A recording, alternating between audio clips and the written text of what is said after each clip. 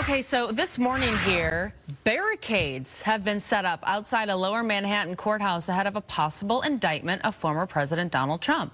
This would be the first ever criminal case against a U.S. president.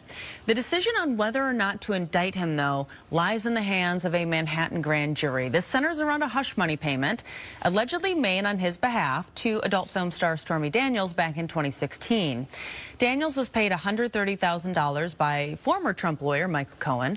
Trump is expected to turn himself in if he is indicted. Now, if that happens, he will be fingerprinted, have a DNA sample taken, get a mugshot, you know, what happens if you were to turn yourself in. So joining us from Washington, D.C. this morning to discuss the political ramifications of today's possible indictment, reporter Doug Luzader for us right now. Doug, good morning. Good morning. So, you know, we've actually been wondering for a while now, is this actually going to happen today? But it looks from the video that the barricades are a sign that this actually will. What else do we know? Well, we don't think it's going to happen today. It's always possible. It's always tough to figure out exactly what a grand jury is going to do. But there are some indications that it may not happen today. The former president thought today was the day. But we've also had a source tell us that this same grand jury is actually going to hear from another witness tomorrow, which makes it very unlikely we would see any action today. Now, again, the caveat there is you never know for sure. But everyone is kind of bracing for the possibility, maybe even the likelihood, that the former president is going to be indicted on this charge. Okay, so that's good clarification, at least, that we could hear, you know, that grand jury is going to hear from another witness. Let's start little, though, about the impact an indictment could have on his supporters. I mean, you're in D.C. right now.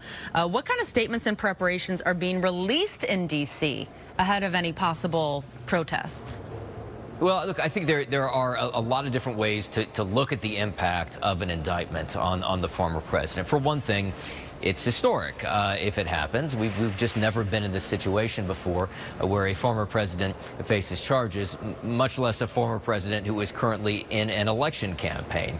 So it's a very unusual kind of circumstance. There is this theory that the former president may benefit from this, that his supporters or Republicans who might not otherwise support him might still rally the wagons around him, arguing that this is an unjust prosecution. So we'll see. Now, we do know that the former president has called for his supporters to protest. There were some protests in New York yesterday, not large and not violent, but there's certainly that possibility. So you have folks, law enforcement officials, both in New York and D.C. preparing for that possibility. All right, Doug Luzader reporting live in Washington, D.C. for this morning. Thanks so much. Unprecedented is one way to put it. I saw a meme that said, don't you wish we lived in more precedented times? I mean, that would be nice. It's going to be unusual to watch this play out, that's for sure. Absolutely. Thank you. We appreciate you. Thanks.